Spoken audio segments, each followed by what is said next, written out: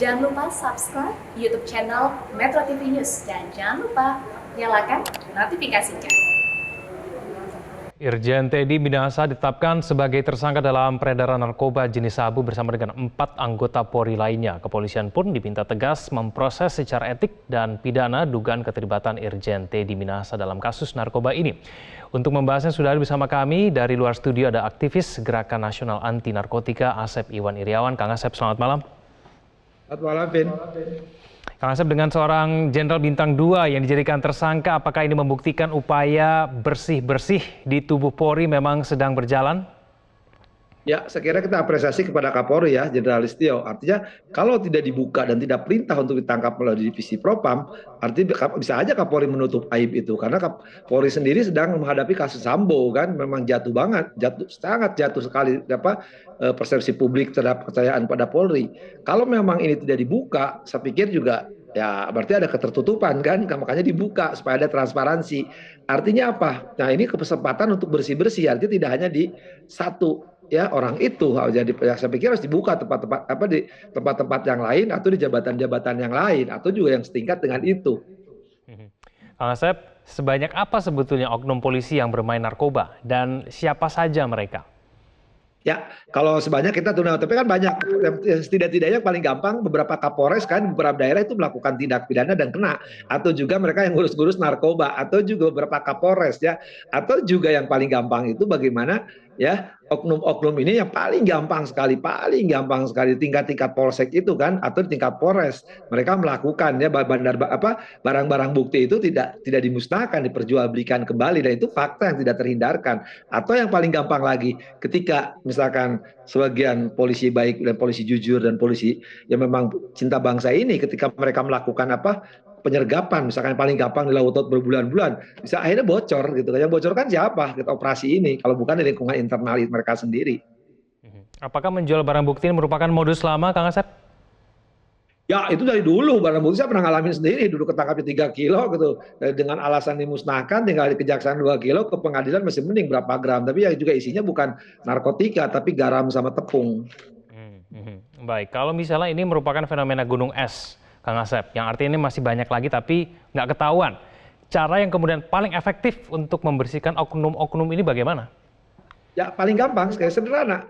Orang-orang yang ngurusin narkoba, ya sales narkoba jangan lama di tempat yang bersangkutan. Paling lama lah 2 tahun mereka harus diputar. Misalkan kalau nanti menyangkut biaya mutasi, promosi, dan biaya perjalanan dinas, saya kira di lingkungan Poldanya aja diputar. Misalkan Bogor ke Tasik, Tasik ke Garut, itu syukur-syukur misalkan yang lebih jauh lagi kalau dananya misalkan ya udah lama di Jakarta, jangan lama di Jakarta bagian narkoba. Kalau narkoba pasti tergoda oleh bandar-bandar itu. Atau yang di wilayah sekarang Sumatera itu kan sedang berjaya ya, Riau, Sumatera Utara, kemudian Sumatera Barat ya, baru kemudian sampai Lampung, itu mereka wilayah-wilayah yang memang sangat tinggi gitu, terutama Riau ya. Kalau di Jawa hampir DKI, Jawa Barat, dan Jawa Timur, tapi yang tertinggi adalah DKI dan Jawa Barat. Kang Asep, tapi kalau sampai level Kapolda saja ikut bermain, ini lalu kemudian siapa yang bisa melakukan pengawasan terhadap Kapolda? Kalau pengawasan akan di Propam, tapi kan namanya kalau Kapolda melakukan ya itu ya lebih tinggi lagi gitu. Artinya apa? Ini peristiwa yang mengerikan sekali, seorang jenderal ya dengan banggakan 41 kilo, tapi 5 kilonya dilengBet gitu kan, dijual lagi. 5 kilo itu berapa? Dulu aja zaman saya 23 yang tahun lalu ya 3,5 kilo dan belakangnya di backing, tapi backingnya tidak terungkap. Saya matikan kok. Sekarang juga kalau 5 kilo itu penegak hukum melakukan perbuatan melawan hukum, saya kira sering saya katakan, ini jangan saya termasuk rakyat yang tidak optimis ya hukuman mati. Yang mati itu hukumnya di Republik ini. Karena apa? Karena penegak hukumnya melakukan perbuatan itu. Sekali lagi, yang mati itu hukumnya, bukan hukuman mati yang dilaksanakan oleh penegak hukum. Karena penegak hukum mematikan hukum itu sendiri. Ada keterlibatan jenderal lain, Kang Asep? Ya, kita harus dibuka lah. Kita kan tidak boleh tetap ajas praduga tak bersalah. Saya pikir kalau satu jenderal, ya temennya kan ya harus ada dibuka. Itu pemeriksaan lebih lanjut gitu kan. Jangan sampai ini diulang oleh teman-temannya yang lain. Kalau tingkat Polsek, Polres sudah banyak kan faktanya. Tapi kan paling gampang menarik ketika Ferdi Budiman sih yang kena juga itu kan menyebut ketika perjalanan ke Sumatera dia didampingi oleh jenderal kan. Jadi itu belum terungkap. Dulu sebelum dieksekusi Ferdi Budiman menyatakan itu. Tapi kan tidak ada. Tapi sekarang terbukti kan. Paling gampang lagi gini, Vin. Tanya aja itu bandar-bandar nih hukuman berat gitu. Pertama di Nusa Kambangan, tanya mereka suruh jujur. Pasti menyebut nama kok. Ya, jadi kalau disebut nama nanti jangan mengatakan wah fitnah. Saya kira ya mereka kan tahu sendiri bandar-bandar itu kan store-nya kemana gitu kan. Itu di tiap tahapan kan dari sampai saya sebut ya sebenarnya kan sampai di LP yang sudah BHT aja faktanya waktu di Nusa Kambangan kan kepala LP-nya pencucian uang itu sama sekeluarganya semua itu tidak terbantahkan. Atau yang paling gampang lagi yang lakukan Ferdi Budiman aja ketika di LP di Cipinang itu kan melakukan juga yang sama. Tidak hanya itu kan di LP beberapa LP misalkan di Bandung juga kan yang kedapatan petugas LP-nya dari mana itu petugas itu mendapatkan kan dari bandar pengedar dan sudah apalagi kalau bandar dengan backing, berkolaborasi, berdagang. Wah, sudah hancurlah Republik ini. Sampai hakimnya juga makan juga kan, yang ngirimin siapa. Jadi lengkap lah.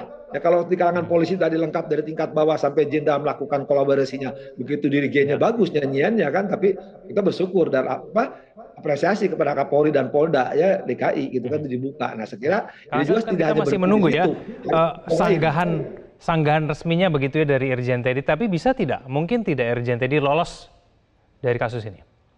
Ya sekarang kan tidak mungkin ya sekali lagi Polda tidak mungkin Kapolri memerintahkan Kadipropam untuk menangkap seorang jenderal. Tidak semudah itu.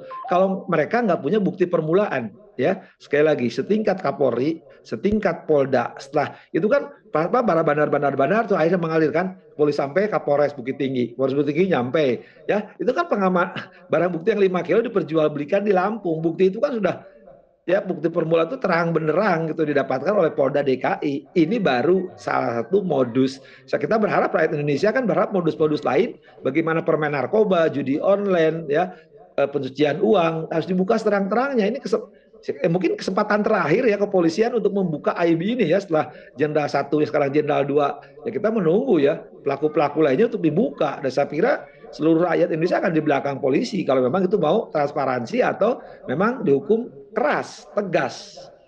Oke, Kang Asep terima kasih telah bergabung sama kami di Prime Time News. Selamat malam Kang Asep. Jangan lupa untuk subscribe YouTube channel Metro TV News dan nyalakan notifikasinya.